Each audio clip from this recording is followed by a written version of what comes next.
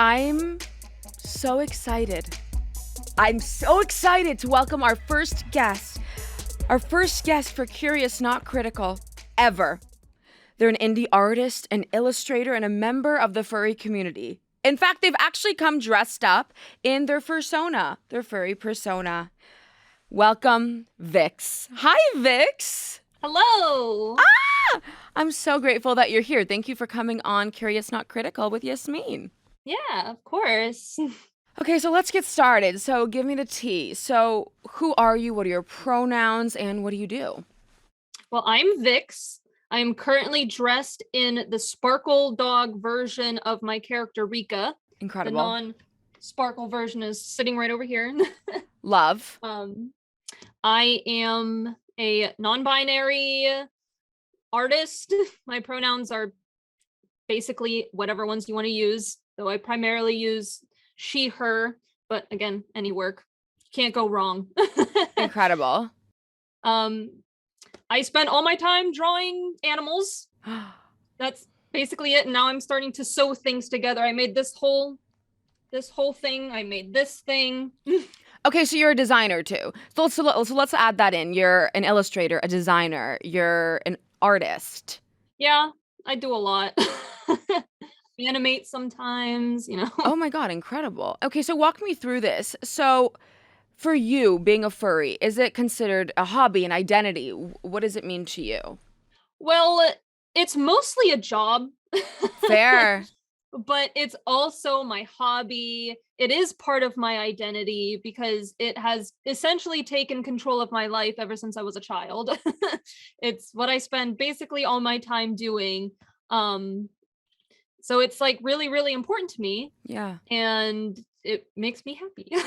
That's literally all that matters. And what got you into the furry world? And like, how old were you? So ever since I was like a wee baby child, I would run around barking like a dog. Yeah. I had my Dalmatian family, imaginary friends. I dressed up and I would like make paper masks of like animals and run around with those on, acting like different animals. But I didn't actually get involved with the furry community until I was like halfway through college. And what was that like, just entering a new world? I feel like because there is a stigma against the furry community. And how was that breaking into that and almost unlearning everything that you thought beforehand? Well, I was kind of furry in a furry adjacent community up Sure. until then, because I would like go to anime cons and stuff. So I had like experience being in a similar kind of environment. But when I decided like to actually join the furry community, I already had 3 fursuits. Okay, you were a pro already. Yeah, and I had met, because like I knew of the stigmas and stuff, and that's why like even though I had 3 fursuits, I wasn't really involving myself with the actual furry scene. So I ended up meeting some local furries at the local anime convention, and I was like, wow, actually these people are awesome. And they said that there's like a whole Pittsburgh furry community and they do meetups and all of this stuff, and I was like, wow, these people like aren't complete weirdos. I mean, we are weirdos, but like Yeah. a different kind of weirdo than what the stigma is. Sure. But so I was like, wow, actually this is awesome. And I started going to meetups and I started going to other furry cons like that aren't in Pittsburgh, and I was like, wow, this is like the best. I mean, that's all that matters, honestly, is to have a community where you feel uplifted, encouraged, and safe. And so furries have faced a lot of like judgment and misconceptions about them over the years. Honestly, that's how I first heard of them. And what are some common misconceptions about furries that you want to let people know that might not be true? For starters, we don't use litter boxes in bathrooms. Okay. That's not okay. true. So you heard it here first, everyone. They do not use litter boxes in their bathrooms. So. And the biggest stigma that people have is like, oh, they, it's all a fetish and they dress up in their suits to have sex and all this stuff. And it's like, yeah, so people do that. What's the problem? But furry is so broad and like has so many different types of people in it that it's not fair to just lump everybody into one thing. Sure. It's like furry is so different for me than it is for like one of my friends, as it is for, somebody living in another country. Like Yeah. furry culture does change a little bit depending on what country you're in, what state you're in, what part of the community you're into and everything. But even though, some people are into the sexual aspect and some people, they aren't, whatever. Just because, adults are into something that makes them happy, that's not a reason to hate on people. Absolutely. I mean, as long as there's two or more consensual partners in a given circumstances, I don't think it's anyone else's business. Yeah, exactly. Yeah. And do you feel like your gender identity and your involvement in the furry community have a connection to each other? And if so, what is that connection? Well, the furry community definitely like helped me discover who I am, Ah.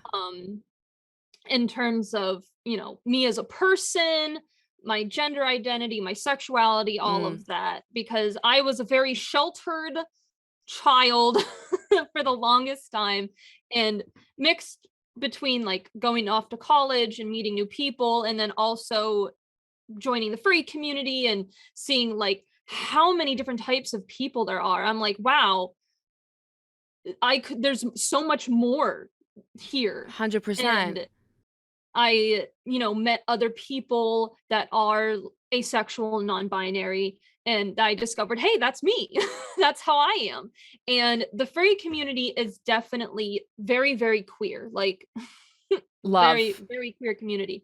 And a lot of hate towards furries, as ridiculous as that hate is, just for, people having a hobby, it's oftentimes like masked homophobia, because the community is so full of queer people and support of the LGBT community and everything. So we try to create a space that is, safe for everyone. Yep. 100%. Are politics often in the realm of conversation within furries? And does that come up a lot? Because I know that I was watching a documentary about a lot of furries side with the left, because there's a lot of LGBTQ people and predominantly LGBTQ rights, sadly that it's politicized, is with the left. What have you seen? Well, it depends on like what circle you're in. So a lot of furries are, activists in the LGBT community and the POC community. There's a lot of furries fighting for human rights. There are people out, like, I know one furry, Apollo, I think their name is, just was fighting for their rights as a Starbucks worker and unions. There's furries like everywhere behind the scenes. Like every furry convention has a charity that they try to raise money for. And a lot Wow. of times those charities are animal related, but lately a lot of furries have spoken up and have been like, hey, we need to like donate to humans too. So like, let's get some LGBT charities. Let's get some like charities that help children, that kind of stuff. But yes, the furry community definitely does lean very left. There is like a section of furries that, like, ooh woo, no politics, like let's just have fun being a fluffy animal. But a lot of people are like, I know that furry is an escape, but we are all still humans living in this world. We are all still people that, we need to fight for our rights. We need to fight for our rights, our friends' rights, everybody in this community's rights. So to ignore that is to like allow it to happen. 1,000. I mean, I couldn't have said it better myself. That's incredible. I actually didn't know that in every furry convention, you're raising money towards a philanthropy to better the world. I feel like even a lot of people in this world don't even do that for other types of conventions overall. And then here we are, the people, and I had a lot of unlearning to do as well. had misconceptions, and we don't even know that you're doing maybe more than your average Joe. That's incredible. So thank you for doing that and sharing that with me. And so, what would you say to the people who are curious about the furry community? Well, the furry community it comes down to just enjoying anthropomorphic animals, animals with human qualities. So animals that talk, animals that walk on two legs, cartoons, the whole shebang. But to be a furry is whatever the individual person wants.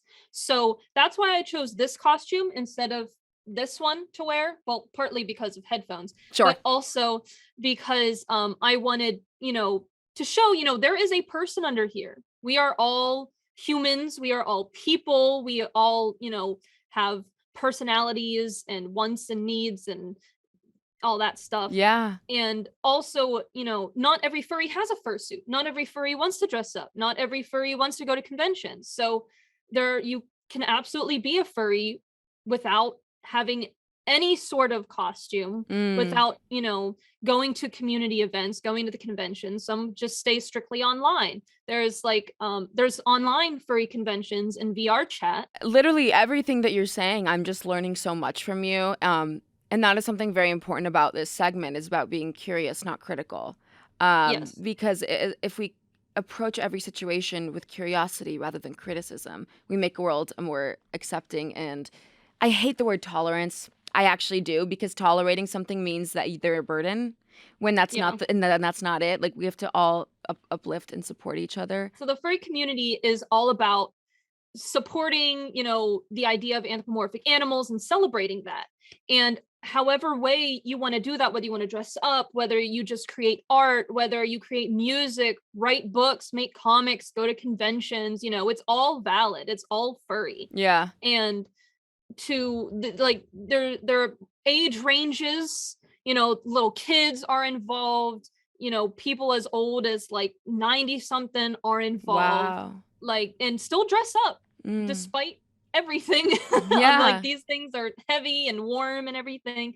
But yeah, people from all over the world are involved, people from all different backgrounds, and there's all these different sub communities in the furry community. So if you're ever interested, I would say see if there's any fur meets happening, maybe check out a fur con if there's one in your area. I know that Pittsburgh has a huge, so if you live in Pittsburgh, make sure you come out and check out Anthrocon when it happens every July, because we take to the streets. It's like a whole block party. It's like the whole city celebrates, and it's great. Incredible. And it's awesome. And yeah, I say just actually meet some furries instead of just judging people based on what their hobbies are. And it's yeah, in every community there's people that you're gonna want to be ooh, and maybe not hang out with, but you just got to find the right people, just like with any event or community or whatnot. 1,000%. I feel like that no matter what in life, you gravitate towards some and you don't gravitate towards others. Vix, before we wrap up, I want to give you the mic. Anything else you want to share? Anything, any last minute thoughts, anything that you want to get out there for our listeners to hear, for people to know? I want to say, be yourself, whether yourself is dressing up as an animal, wearing a cosplay, becoming another character, becoming another creature.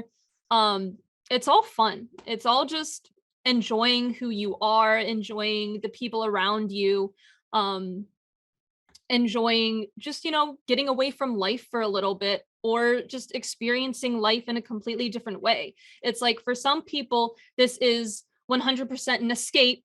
They do it to get away from their normal life. And then for other people, it's delving into the inner self and being more of themselves. A lot of times Fursonas are an extension of who somebody really is, and they put out there what they want other people to see, whatever they got buried down deep inside that is, shadowed by normal life and having to, be a functioning human being. Yeah. The Fursonas kind of bring out how they want other people to see them, and who they truly are inside, all that cliche stuff. But that's really what it is for some people. No, of course. I think what I learned from this conversation is just I feel like as we grow up as adults, we stop playing and we Hmm. take life so seriously. And I feel like it's whether it's an escape, whether using a medium, joining the fur community, or whatever it is in life, just to look at life with play, enjoy. Exactly. A lot of us did never grew up inside. we s- Mm, we're still hanging yeah. out with our imaginary friends. We're still, dressing up and just having fun. It's like, why live life, having to follow your boss or what? I don't know. It's just go out, go do what you want. Amazing. Well, Vix, I can't thank you enough for joining my segment, Curious Not Critical. We're so grateful to have you on. Thank you so, so much for coming. I have one more thing to say because what is being a furry without Love, Vix. Thank you so much. Yes, of course. Do you want to share your socials? Can we give you the mic? Do you want to share your platform in any way? Oh, sure. Plug yourself, So, babe. I am mostly on Twitter at Vixendwunk, which is VIXNDWNQ, or at Berry Meat Art, BERRYMEATART. Berry Meat is like my business. Incredible. I sell stuff at berrymeat.com. I sometimes make YouTube videos at Vixen Dwunk on YouTube. Sometimes I make TikToks at Rika Fox Pauser on TikTok. But yeah. Thank you so much, Vix, and have a good time camping. Thank you. And we'll be in touch. I'm gonna be a possum. Incredible news. Thank you so much.